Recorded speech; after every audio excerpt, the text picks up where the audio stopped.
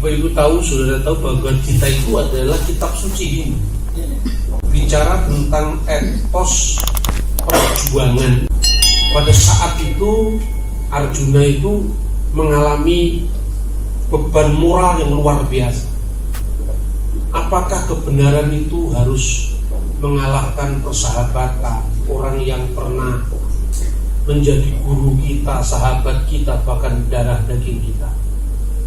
Nah, tatkala Arjuna itu seperti mengalami perasaan sangat rendah, semangatnya menjadi pupus. Ketika itu terkenalah apa yang diucapkan oleh Krishna itu dalam bahasa Sanskerta, karmani ewadi karasti mapalisu edaca. Berjuanglah, berjuanglah, bekerjalah tanpa menghitung apa yang kamu capai. Tetapi pasti kerja itu akan menghasilkan sesuatu, karena hukum kerja, siapa yang keras bekerja akan mendapatkan buah. Jelas karmani wadikarastima palisukedacana itu adalah ayat-ayat suci Hindu. Seorang Amir Hamzah tidak merasa sedikit pun aneh ketika dia mengucapkan nilai-nilai kerja keras, nilai-nilai perjuangan, sekalipun itu ada pada agama orang lain. Sebagai seorang yang bukan Hindu, waktu saya SMP kelas 2 membaca tulisan Amir Hamzah itu saya terkaget-kaget, sekaligus terkagum-kagum, bahwa ternyata agama itu dari perspektif apapun ketika bicara tentang kemanusiaan, kerja keras, perjuangan, keadilan, itu sesungguhnya universal. Maka Gus Dur pernah mengatakan, kalau kamu terus berbuat baik terhadap sesamamu, orang tidak akan tanya apa agama. Nilai-nilai yang seperti ini sekarang mulai hilang dalam kehidupan bermasyarakat, berbangsa dan bernegara. Amir Hamzah yang sama tahun 1930-an, dia juga menulis terjemahan kitab Kidung Agung yang tidak lain itu kitab sucinya orang Kristen. Judulnya Sirul Asar Sulaiman. Jadi Kidung Agung, kidung segala kidung dari Nabi Sulaiman. Itu bagian dari kitab suci Kristen yang disebut Perjanjian Lama. Waktu saya tamat SMP, saya SMA di Kota Malang, nilai-nilai seperti itu masih menghidupi orang Indonesia. Tetapi baru kira-kira saya sudah menjadi dosen, saya lulus lulus perguruan tinggi, baru muncul ada pengkutupan atas dasar agama. Ini saya merasa langit kebangsaan kita itu seperti menciut menipis, tidak seperti zaman dahulu. Dalam proses saya merenungi tentang kehidupan di sekitar saya mulai melihat pengkutub-kutupan. Kalau dahulu orang-orang Muslim datang kepada tetangganya Kristen mengucapkan selamat Natal, tidak menjadi masalah. Yang Kristen mengucapkan selamat Idul Fitri, tidak pula menjadi masalah. Tapi kenapa di era tahun 2000-an itu menjadi masalah? Saya mulai bertanya-tanya, apakah kira-kira para founding fathers kita seperti Bung Karno, Bung Hatta, Muhammad Yamin itu tidak lebih cerdas daripada para agamawan sekarang? Mereka itu hidup dalam kancah perjuangan, taruhannya hidup atau mati di tengah-tengah perjuangan melawan Belanda. Maka seorang Bung Karno itu bisa menimba kebenaran, bisa menimba keadilan, sekalipun dia bukan seorang Hindu. Saya mulai mencermati itu dalam perjalanan pemikiran saya. Saya melihat Bung Karno itu terkagum-kagum. Saya orang Blitar. Jadi di Blitar itu waktu kaul Bung Karno, kaul itu peringatan kematian beliau, itu semua orang apapun agamanya Karena cintanya pada Bung Karno, selalu datang ke kaulnya Bung Karno. Saya juga bagian dari orang-orang yang mengagumi proklamator kita ini. Lalu saya mengamati pidato-pidato beliau. Baru ketika saya menjadi dosen, saya mengajarkan ilmu negara, saya mengajarkan hukum. Saya melihat landasan bagi pembangunan Indonesia yang majmuk ini apa? Contohnya seperti siapa?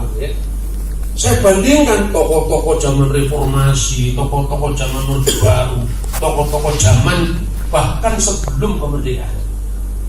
Saya bandingkan satu-satu, bukunya saya baca, saya amati. Saya melihat Soekarno itu unik. Dia ketika berbicara di depan sidang pengadilan kolonial Belanda, Bung Karno jelas orang Muslim, masih terahnya Sunan Kalijogo dari Kadilan, dari bapaknya Raden Sukeni, itu adalah turunan dari Sunan Kalijogo. Ibunya adalah turunan bangsawan dari Bali, namanya Hidayah Nyoman Rai atau Nyoman Srimen. Tetapi ketika Bung Karno berpidato, itu dia tidak hanya dibatasi oleh pemahaman keagamaan. Bayangkan ketika Bung Karno itu diadu di pengadilan kolonial Belanda tahun 1930. Lalu hakim Belanda namanya Singelbeck van Boekel, dia bertanya pada Bung Karno, Tuan Soekarno, Menir Soekarno, apakah Anda seorang yang revolusioner? Kata revolusi waktu itu menakutkan bagi setiap orang Belanda. Soekarno dengan tegas menatap dalam-dalam persidangan itu, matanya kemana-mana dan mengatakan, ya, saya seorang revolusioner. Soekarno, apakah Anda seorang revolusioner? Ya, saya seorang revolusioner. Berarti Tuan bekerja dengan bom dan granat. Berarti Tuan bekerja dengan kekerasan untuk mengganggu, mensubversi pemerintahan ini. Bung Karno mengatakan tidak. Saya revolusioner, tapi saya tidak pernah bekerja dengan kekerasan, tidak pernah bekerja dengan bom dan granat. Hakim Belanda mengatakan, Tuan Soekarno, adakah di dunia ini orang yang revolusioner tapi need make woman and granaten, tanpa bom dan granat? Dia jawab, ada. Tolong tunjukkan Menir Soekarno, siapa tokohnya dan di mana orang ini pernah hidup, di mana ajaran-ajarannya bisa saya pelajari. Yesus van Nazaret. Dia orang yang telah membolak-balik dunia ini, mencabut, menjebol dan membangun. Itu adalah revolusi tanpa pertumpahan darah. Itulah yang menjadi modal revolusi Indonesia. Saudara tahu, Singelbeck van Boekel itu kebetulan agamanya Kristen, Soekarno agamanya Islam. Tetapi Soekarno lebih mengerti jalannya Yesus ketimbang Singelbeck van Boekel yang Kristen tetapi menjadi aparat dari penjajah Indonesia. Malu hati Singelbeck van Boekel, dan dia tidak bisa berdebat apapun dengan Bung Karno. Sekalipun Bung Karno itu akhirnya toh dipenjara oleh pengadilan Belanda. Lalu Bung Karno dibebaskan kembali, seolah-olah hidupnya itu dihabiskan dari penjara ke penjara. Maka Soekarno kemudian dibuang lagi ke Inde. Perjuangan ke Inde itu membuat Soekarno semakin berada dalam kesulitan. Dan dia tahu istrinya yang setia namanya Ibu Inggit Ganarsi, orang Sunda, menyelundupkan buku-buku tentang kesadaran politik berbangsa bernegara lewat makanan yang diserahkan ke sipir penjara, melalui sipir penjara itu kepada Bung Karno. Perilaku ini selalu diamati oleh seorang pastor Katolik, namanya adalah Romo Yosef SPD. SPD itu dari Urdu Verbunde, firman Allah. Dia tahu kenapa orang insinyur seperti Soekarno di zaman kolonial menjadi insinyur itu adalah masa depan. Tapi kenapa Soekarno bisa menghabiskan waktunya dari penjara ke penjara? Lalu suatu saat Bung Karno dipanggil sama Pater Yosef SPD, Tuan Soekarno. Saya tahu bahwa istri Tuan selalu menyelundupkan buku dalam makanan. Apa sih yang Tuan cari kalau boleh saya bertanya? Anda ini seorang insinyur, punya masa depan. Kenapa Anda tidak bekerja pada pemerintah Belanda? Kenapa Anda memilih kehidupanmu dari penjara ke penjara yang pengap? Tuan, apa yang diajarkan oleh iman Tuan yang saya baca dari kitab suci Tuhan, dan saya setuju karena agama saya juga mengajarkan seperti itu. Bisakah Anda tidur nyenyak ketika sesamamu harus makan nasi dari bungkus sisa nasi sesamanya? Selama masih ada orang miskin di kolong-kolong jembatan, saya seolah-olah tidak bisa hidup dengan sejahtera tanpa menolong mereka. Pastor itu kemudian meneteskan air matanya. Itukah sebetulnya panggilan hidup Tuhan? Iya. Kalau gitu, sadarkanlah rakyat Flores ini. Silahkan Tuhan membuat sesuatu. Saya menjadi jaminan pemerintah Belanda kalau suatu saat terjadi apa-apa. Bung Karno diberikan izin untuk mengakses perpustakaan waktu itu. Dan saudara bisa bayangkan belum ada Gramedia saat itu, ya kan? Mengakses perpustakaan tentu adalah perpustakaan biara itu dia punya akses langsung dari Eropa, buku-buku penting. Disinilah Bung Karno menemukan konsep tentang demokrasi sosial itu harus diimbangi dengan demokrasi ekonomi. Nah, konsep ini pernah disampaikan oleh Paus Pius ke-8. Judulnya Quadragesima. Intinya bahwa di dalam hak kita secara pribadi itu ada hak-hak orang lain yang harus kita bagikan secara adil. Spirit dari ajaran inilah yang namanya ajaran sosial gereja, yang oleh Bung Karno diterjemahkan menjadi keadilan sosial bagi seluruh rakyat Indonesia nanti akhirnya. Disitulah Bung Karno kemudian melakukan penyadaran demi penyadaran kepada rakyat Flores yang notabene beragama Katolik. Dia melampaui itu kan, sekalipun dia berbeda dalam agama, tetapi kasih Bung Karno terhadap bangsanya melampaui perbedaan-perbedaan ini.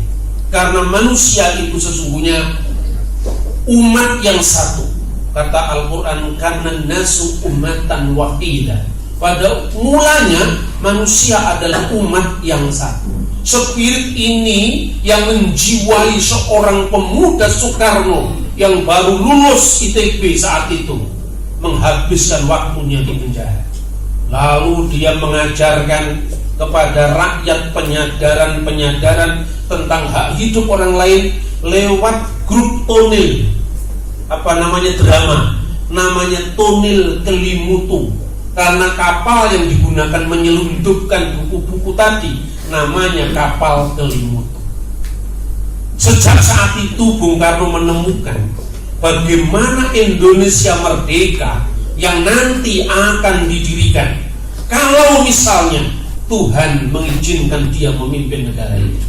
Dalam sebuah obrolan sore hari di bawah pohon sumur, Bung Karno ditanya oleh Pater Yosef, Tuan, kalau boleh saya bertanya, Tuan seorang Muslim, saya ini seorang Katolik, dan saya tahu ibu Tuan adalah seorang Hindu Bali. Nanti kalau negara Indonesia yang Anda cita-citakan itu tercapai, di manakah posisi kami sebagai orang-orang Katolik di Flores ini? Bukankah mayoritas bangsa Indonesia di bagian barat ini Muslim? Lalu bagaimana nasibnya ibu Tuan yang beragama Hindu? Bung Karno dengan sangat yakin mengatakan, Indonesia yang nanti saya proklamasikan mengatasi sekat-sekat golongan, warna kulit, agama, suku, bahasa. Jangankan satu generasi, 10 generasi pun tidak bisa menghilangkan yang namanya rahang Batak atau sipit Tionghoa, ikal mayang Papua atau kuning langsat Manado, sawo matang Jawa atau lidah Bali. Karena kita ini ditakdirkan oleh Allah Subhanahu wa Ta'ala, Tuhan yang Maha Esa adalah satu seperti satunya 5 jari dalam satu kepala. Ini cerita-cerita yang sangat menginspirasi, dan ini bukan sekedar dongeng tetapi sejarah nyata.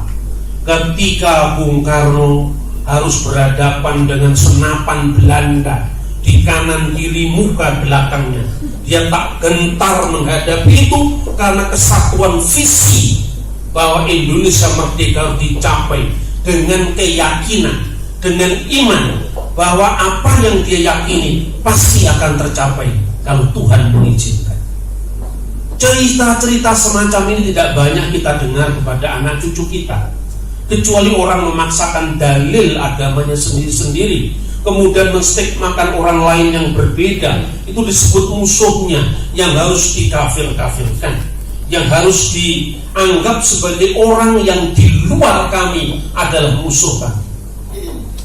Di dalam kitab Injil dikisahkan ketika ada seorang murid Isa Al-Masih laporan kepada gurunya, yaitu Isa, Yesus. Guru, ada orang-orang yang bukan dari kelompok kita, bukan dari golongan kita, menyembuhkan orang sakit atas namamu. Kami harus mengusirnya karena dia bukan golongan kita. Kenapa dia mencomot namamu? Apa yang dikatakan oleh Kristus? Dia mengatakan begini: tidak seorang pun pada saat dia menyembuhkan orang berbuat baik atas nama saya sekaligus menyangkal saya. Karena itu jangan larang mereka. Siapa yang tidak melawan kita dari golongan kita. Ayat-ayat ini juga tidak sering didengar di gereja, seperti ayat-ayat yang bicara tentang rahmatan lil alamin jarang sekali didengar di mimbar-mimbar masjid. Akibatnya apa? Seolah-olah dengan otoritas seorang tokoh agama itu dia bisa memilih ayat mana yang cocok dengan dia, nggak cocok dibuang. Akibatnya setiap hari yang kita dengar itu adalah ayat-ayat kebencian, ayat-ayat permusuhan. Bahkan etos kerja yang sifatnya universal itu tidak lagi dihormati. Dan ketika terjadi orang lain berhasil, kita tidak berhasil, lalu timbul iri hati, timbul sentimen sosial. Maka ketika Bung Karno menjelang nanti besok pagi Lokori Cucun Wicosake, Badan Usaha Persiapan Kemerdekaan Indonesia, waktu itu ketuanya Dr. Rajiman Widyodiningrat dari Wali Upun Madiun. Dia seorang tokoh teosofi yang waktu itu menjadi ketua BUPKI. Bung Karno, besok ini ada waktunya bicara. Apa yang harus menjadi dasar Indonesia merdeka? Tuan Hatta sudah bicara, anggota Yamin sudah bicara, yang lain-lain sudah bicara. Besok Tuan mau bicara. Bung Karno semalam tidak bisa tidur. Ini tidak saya membatasi bahwa Soekarno saja yang berjasa. Semua orang punya andilnya untuk kemerdekaan. Tetapi karena yang menggali Pancasila adalah Bung Karno, maka saya memberikan contoh seorang Soekarno. Bukan pula karena baju saya merah berdiri di sini, bukan. Tetapi oleh karena memang saya bicara fakta. Bung Karno itu tidak bisa tidur semalaman. Paginya dia bangun. Pagi itu saudara-saudara, setelah saya sembahyang subuh. Perhatikan ungkapan Bung Karno. Setelah saya sembahyang subuh, lalu Tuhan memberikan kepadaku jawaban apa yang harus saya bicarakan di forum terhormat yang akan menentukan nasib bangsaku. Soekarno, teruslah maju, sampaikan apa yang sudah kamu terima. Karmani ewati karasti mapalesu hidacana. Berjuanglah, berjuanglah, bekerjalah tanpa kamu hitung-hitungan apa yang kamu dapatkan nanti. Bung Karno pun maju, lahirlah pidato yang bersejarah, lahirnya Pancasila. Bayangkan, bisa seorang muslim sholat pagi Jawabannya kok dari Bhagavad Gita. Coba kalau sekarang sudah jadi isu politik. Soekarno seorang Hindu, bukan seorang Muslim. Soekarno mendapatkan Pancasila dari Bathara Kresna, bukan dari Gusti Allah, kan itu kan sekarang. Tetapi artinya apa? Kebenaran ketika bicara tentang soal politik, sosial, ekonomi, itu etosnya sama. Kerja keras, bekerjalah seolah-olah kamu akan hidup selamanya, beribadahlah seolah-olah kamu akan mati besok pagi, kata hadis. Kata Injil apa? Siapa yang tidak bekerja tidak layak untuk makan. Ini diungkapkan sebagai etos yang bersifat universal. Oleh karena itu, ketika Indonesia sudah merdeka, Pancasila jadi dasar negara, orang itu seperti terbawa magnetnya Indonesia. Saya nggak terbayangkan negara yang berumur 10 tahun 1955, tepatnya di kota sekarang ini kita kumpul di Bandung, diadakan konferensi Asia Afrika di negara yang baru berumur 10 tahun. Itu karena etos kerja bangsa kita yang luar biasa, mengatasi perbedaan, mengatasi segala macam yang sesungguhnya tidak pantas diungkapkan di ruang publik, tentang keyakinan kita masing-masing, selera baju kita masing-masing, selera sabun mandi kita masing-masing. Ini sesuatu yang privat, termasuk kita tanya agama kita masing-masing. Ketika Jamal Abdel Nasser itu adalah tokoh dari Mesir yang disebut bapaknya nasionalisme Mesir ketika itu. Turun dari pesawat ditanya oleh wartawan Al-Ahram, apa yang Tuhan dapat dari Indonesia? Spiritnya Dasar Sila Bandung dari sahabat saya Ahmad Soekarno.